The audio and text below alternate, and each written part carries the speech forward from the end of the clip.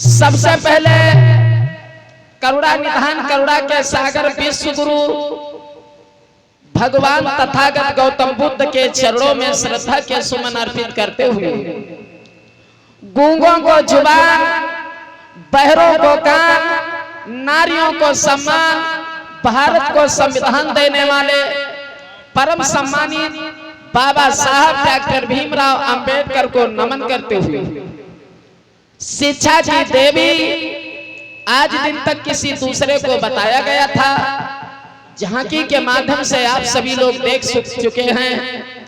माता सावित्रीबाई फूले ने किस तरीका से घर घर जाकर के समाज की बहन बेटियों को शिक्षित किया। ऐसी माता सावित्रीबाई फूले के चरणों में श्रद्धा के सुमन अर्पित करते हुए शिक्षा के जनक राष्ट्रपिता महात्मा ज्योतिबा फूले के चरणों में श्रद्धा के सुमन अर्पित करते हुए आरक्षण के जनक छत्रपति साहू जी महाराज को नमन वंदन करते हुए पेरियार रामास्वामी नायकर, ललाई सिंह यादव जैसे महापुरुषों के चरणों में श्रद्धा के सुमन अर्पित करते हुए उदा देवी, झलकारी बाई, अवंती बाई जैसी हमारे समाज में जन्मी माताएं बहनें उनके चरणों में श्रद्धा के सुमन अर्पित करते हुए दूर दराज से उपस्थित हुए उपासक एवं उपासिकाएं सभी धर्म बंधुओं को मंच की तरफ से नमो बुद्धाय जय भीम करते हुए आज इस भगवान खेड़ा गांव की पावन धरती पर जो पिछले 2 दिनों से लगातार इतिहास के बारे में झांकी के माध्यम से बताया और दिखाया जा रहा है, जिसका तीसरा दिन किस तरीका से हमारे समाज के अंदर जो 85% समाज जो सदियों से सोया हुआ था, इसी सोए हुए समाज को बाबा साहब ने जगाने के लिए निरंतर संघर्ष किया। लगातार बाबा साहब ने कोशिश की, लेकिन समाज को जगाने में जुटे रहे। सोए हुए समाज को जगाने के लिए बाबा साहब ने 4 बच्चों को कुर्बान कर दिया, अपने आप को भी न्यौछावर कर दिया।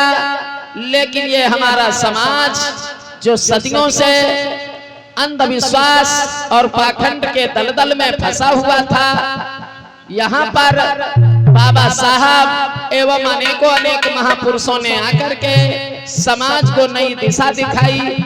जो दलदल में हमारा समाज फंसा हुआ था उसे खींचकर सही रास्ता पर लाए। लेकिन हमारा समाज जो सदियों से भटका था आज भी भटका फिर रहा है। बाबा साहब ने संदेश दिया इस समाज के लिए मेरे भैया कि शिक्षित बनो, संगठित रहो, संघर्ष करो, कि सबसे पहले शिक्षा अपनाओ। शिक्षा वो शेरनी का दूध है जो एक बार पीता है वो जिंदगी भर दहाड़ता है। शिक्षा एक ऐसी चाबी है जिससे हर प्रकार का ताला खोला जा सकता है।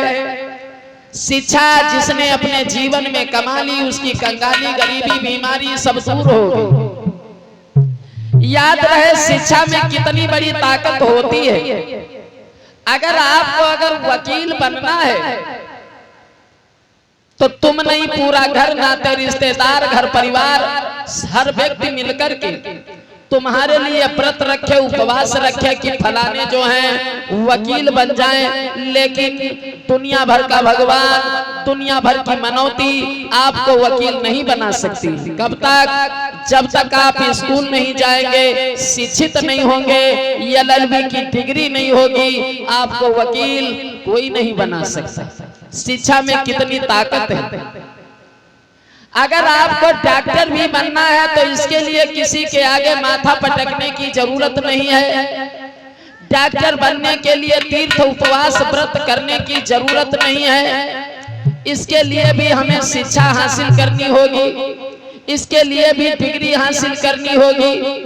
MBBS की डिग्री जब हमारे पास होगी, दुनिया भर का भगवान, डॉक्टर बनने से हमें कोई नहीं रोक सकता है। अब विचार करें कितनी बड़ी ताकत शिक्षा के अंदर होती है। शिक्षा जो आदमी पशु के समान हुआ करता था, वो शिक्षा के बदौलत एक शुद्ध इंसान बन जाता है। आज बाबा साहब ने अपने जीवन में कभी भी किसी के आगे माथा नहीं पटका, किसी के आगे हाथ नहीं जोड़ा, सिवाय अपने पैरों के बल पर खड़े हुए अपने कर्म और मेहनत के बदौलत टिके रहे। उन्होंने मेहनत के जरिए लगातार संघर्ष किया, जिसके कारण विश्व के छठे और भारत के प्रथम विद्वान कहलाए। अगर वो चाहते कि हम घर ही में बैठकर माता सरस्वती की या किसी देवता की पूजा करके डिग्री हासिल कर पाते तो नहीं कर पाते। उन्होंने निरंतर कोशिश की, प्रयास किया, तब जाकर के 32 डिग्रियों को जिन्होंने हासिल किया, आज दिन तक उनकी बराबरी करने वाला इस धरती पर ना ही तो तब था, ना ही तो अब है, ना भविष्य में होने की संभावना है। आज बाबा साहब ने तमाम डिग्रियों को हासिल कर अगर वो चाहते तो कोई न कोई बढ़िया सी नौकरी करके अपने परिवार का पालन पोषण करने में जुट जाते, लेकिन नहीं। उन्होंने देखा ये हमारा समाज जो दबा कुचला समाज है, इस समाज को कभी अच्छे कपड़े, अच्छा मकान, अच्छा भोजन, अच्छी शिक्षा नहीं दी जाती है। इसके लिए बाबा साहब ने निरंतर संघर्ष करना चालू कर दिया और बराबर संघर्ष कर रहे थे। बाबा साहब जिस समय ये देश अंग्रेजों के अधीन था, अंग्रेजों की यहाँ पर हुकूमत चला करती थी, यहाँ पर इस देश में नारा लगाया जा रहा था, अंग्रेजों भारत छोड़ो, भारत छोड़ो। अंग्रेजों ने कहा कि हम भारत छोड़ देंगे, लेकिन इस भारत देश को चलाने के लिए हमें कोई अगर संविधान देता है तो उस समय बैरिस्टरी, गांधी जी बैरिस्टर थे, बड़े बड़े विद्वान लोग जिनके पास तमाम डिग्रियां थी, लेकिन किसी में यह साहस नहीं था कि इस देश को चलाने के लिए कोई संविधान देता। बाबा साहब कोलंबिया विश्वविद्यालय से डिग्री हासिल करके आए। उन्होंने जवाब दिया, अंग्रेजों आप घबराइए नहीं, मैं तुमको संविधान दूंगा, लेकिन आपको भारत छोड़ना पड़ेगा। अंग्रेजों ने कहा बिल्कुल छोड़ देंगे। बाबा साहब ने जितना जल्दी हो सका दोनों हाथों से लगभग 3 साल में, यानी 2 साल 11 महीना 18 दिन में भारत के संविधान को लिख करके दिया, जिस संविधान में अछूतों के जो 5000 साल पुराने दरवाजे बंद थे, संविधान के जरिए बाबा साहब ने खोल दिए।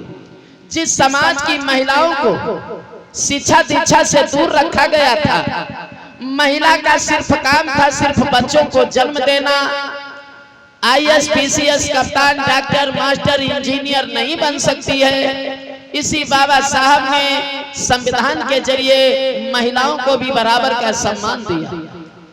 बाबा साहब ने संविधान के जरिए सबको बराबर बना दिया, जाति पाति को खत्म किया।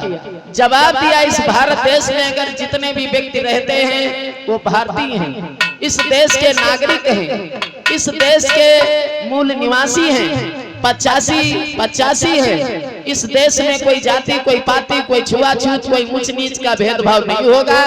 इंसान को सिर्फ इंसान की दृष्टि से देखा जाएगा। जातियां पेड़ पौधे, पशु पंछी और जानवरों में होंगी, मानव में कोई जाति नहीं होगी। आरक्षण दिए सभी के लिए। जैसे एक पेड़ होता है फल सबके लिए देता है, नदी होती है सबके लिए बहती है, बरसात होती है सबके लिए होती है, धूप निकलती है सबके लिए निकलती है।